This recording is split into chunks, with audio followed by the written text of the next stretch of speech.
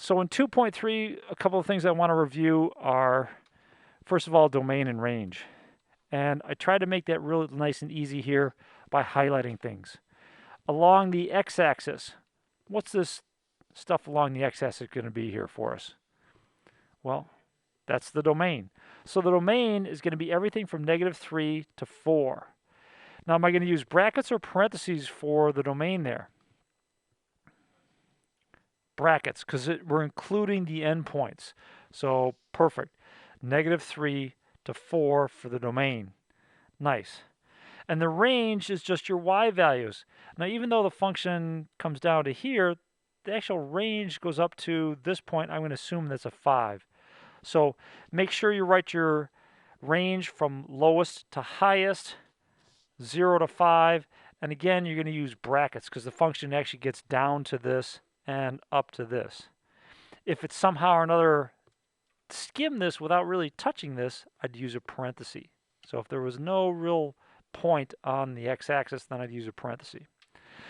Now the other part of this that we can look at and play with here is where a function's increasing and decreasing.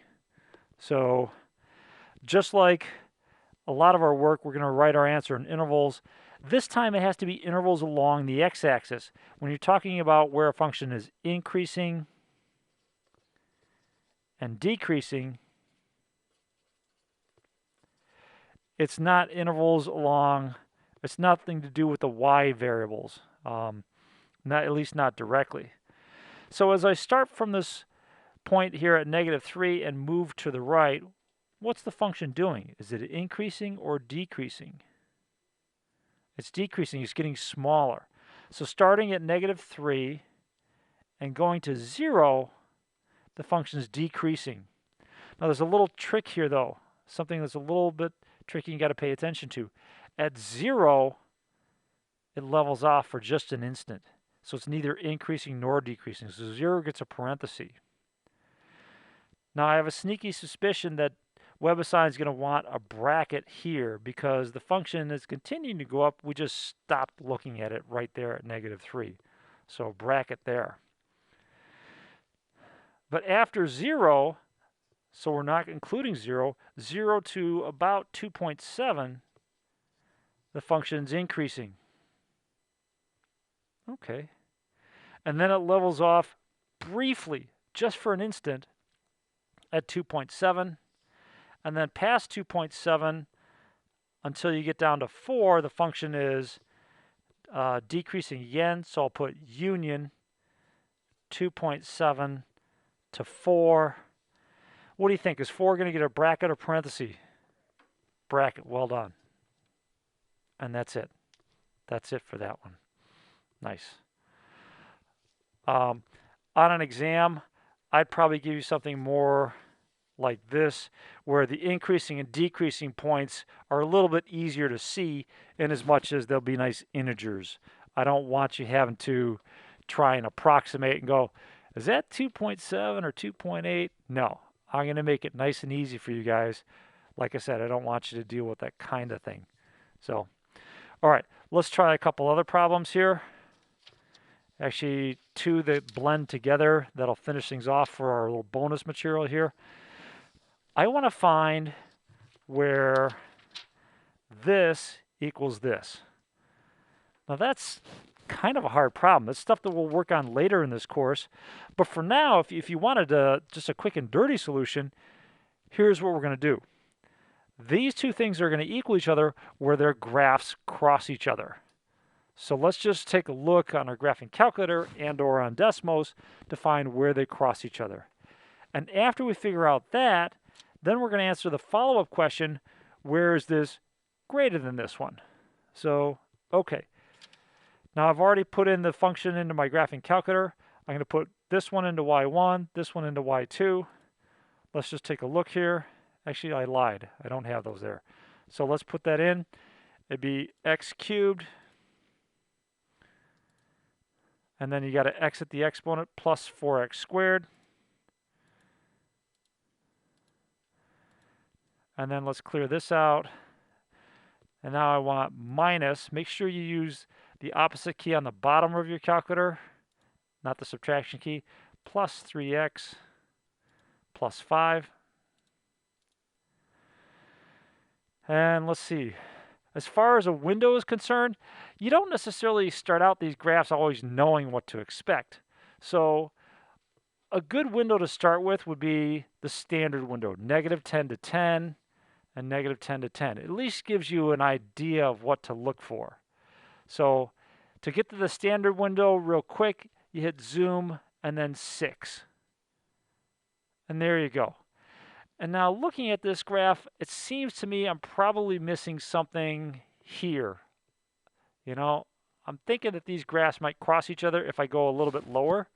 So I'm going to adjust my window down to, let's do -50. And at the same time, I'm going to make this, say, let's make it 10. That way I don't have so much clutter on the y-axis. So I've got these new settings. I'll give you a chance to catch up with these things. Got those settings. When you're ready, hit the graph key. And you should see 3 points of intersection between these two curves. 1, 2, 3. Beautiful. Now, our goal is to find out where, that is, along the x-axis, those equal each other. So let's do that. To figure out where they cross each other, you're going to hit the second key, then the trace key. That takes you to the calculate menu. Is there anything here that looks promising at the calculate menu? Intersection, good. Number 5, so intersect. Let me clear this out. And then just click intersect.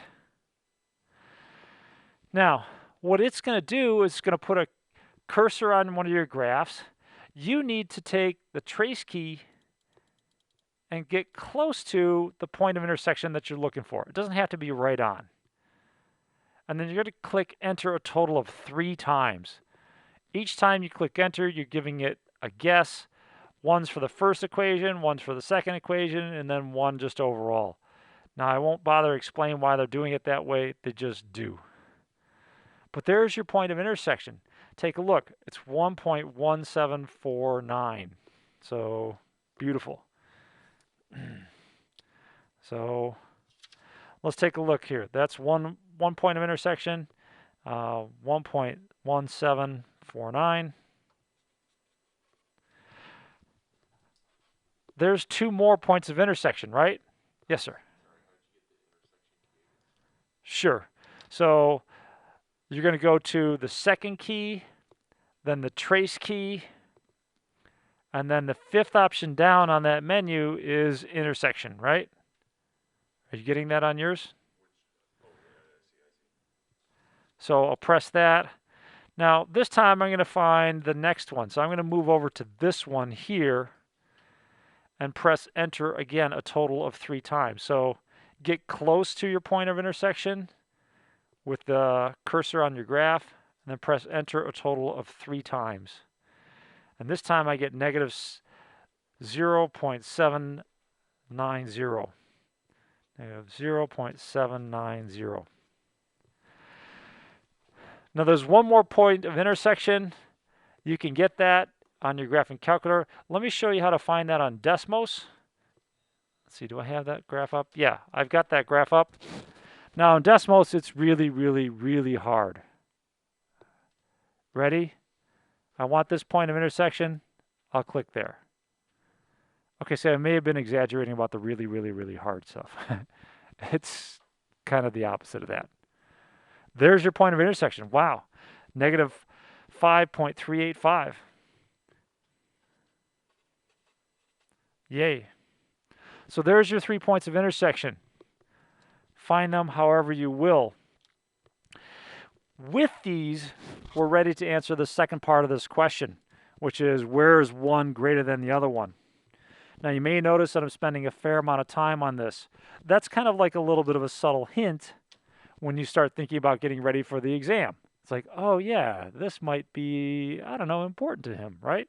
So do practice this. I want to know where this is greater than this. So where does that graph lie above this graph is essentially what you're going to look at. I think it's easiest to see on Desmos because I got a little bit bigger screen there. So let me go back here. I want to know where the red graph is taller than the blue graph. And let me put in these points of intersection here just to help out. We need to answer in terms of intervals along the x-axis. So at what value of x does the graph of f, that is the red graph, finally rise above the blue graph, at least for a little while? What's the value of x here where f of x is bigger than g of x? Well, starting right here at negative 5.385, the red graph is taller than the blue graph. So negative 5.385. And it stays above the blue graph until what value of x? So Jed, the blue graph is smaller than the red graph until we get to where? Until we get to what value of x? Perfect, negative 0.79. Okay, so the question is, do I want to use brackets or parentheses here? Now keep in mind that the inequality is greater than or equal to. If it was a greater than, then we could use parentheses and not have to worry about it. But let's think about it if it makes a difference that it's greater than or equal to. At this point, these two graphs equal each other. So we want to include that point. And including that point means using a bracket. And likewise here. So in this interval, this is bigger than this. But that's not the last one. There's one more interval where one is bigger than the other ones. Yes, ma'am. Correct. You're only using the x values to write your answer here. The y values don't really come into play. Good question. Thank you. Now there's another interval where the graph of f, that is the red graph, lies above the blue graph. And again, as you pointed out, you want to answer in terms of the x coordinates. So starting at what value of x is the red graph taller than the blue graph? Yeah, 1.175. That's going to get a bracket. 1.175 out to where? Out to, what would be the far end of this? Well, forever, right? And mathematically, the interval that corresponds to forever is infinity. Yay. And that's your answer. Beautiful. And it's pretty efficient. You know, it's doable either way, but it's very efficient if you're using it on Desmos. The only drawback is that Desmos is only going to give you 3 significant digits, whereas Graphing Calculator will give you a lot more. Yes, ma'am. It's going to depend on what WebAssign asks for. I think in problems like this, they're asking for 2 digits. So if WebAssign asks for 2, just use 2. For me on an exam, I'm going to write my exam so that I expect you guys to be using Desmos or the Graphing Calculator. Desmos is only going to give you at most, I think, 3 digits. So I wouldn't ask for anything more than 3 digits. Okay? Go back where? Oh, okay. Oh, for the answer? There you go. Anyone from home? We looking okay on those? Sajid? Can I do another one? Yeah, although, let's see, I don't have anything, yes.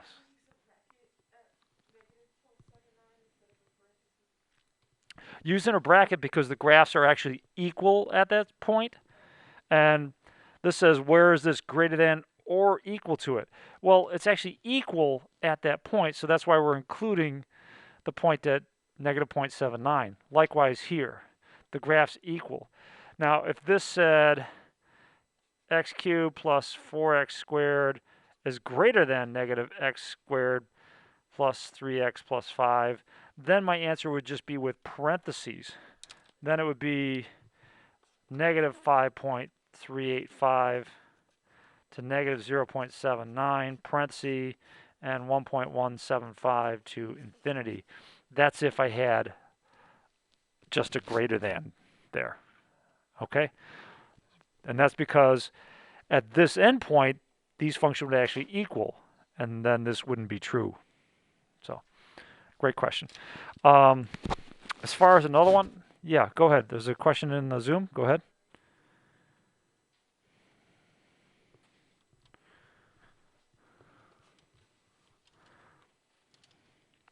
Oh, so let's look back at the graphing calculator and then see the correspondence. It's still the same thing. Let me adjust my window a little bit. I want to see the graph a little bit taller. So let's do Y max maybe 20 there. And if I'm going to make this graph, let's see. If I'm going to make this graph a little bit nicer, I'm also going to trim things up in the x direction. I'm going to go negative 6 to, I don't know, 5. So I've got a new window for my graph. It kind of zooms in on things a little bit, but we still have these points, right? You know what the coordinates of these points are. We found those with the graphing calculator. So let me write them down on my paper. I don't need to, but it might help us to discuss this.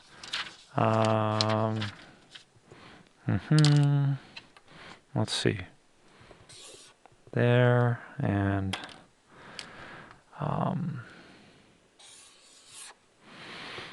okay. So if I was to do this on a graphing calculator, what I would know are the coordinates of these points, and I still have to come up with the same information. It's just that your graph is a little bit harder to read. Not a lot. This is negative 5.385. This is negative 0.79. And this is 1.175. Actually, the nice thing about the graphing calculator is that you get more significant digits there. So remember, our answer is going to be intervals along the x-axis. I want to know where the black function is higher than the orange function. So that starts right here at negative 5.385, and it's going to remain true until negative 0.79. So that little piece there is going to be part of my answer. Now I'm going to get another part of my answer where again the black function is bigger than the orange function, and that's going to start right here at 1.175 and up. So those are my two intervals that I'm going to, oops, sorry, I didn't realize I went underneath there. Those are my two intervals that I want as part of my solution. So the first one is going to be negative 5.385 in brackets to negative 0.79. And the second one is 1.175 to infinity. So you're doing the same thing on Desmos that you would be doing on the graphing calculator, just finding where is this bigger than this. And it has to be in terms of intervals along the x-axis. I'm not using the y coordinates at all. Taylor, is that what you're looking for?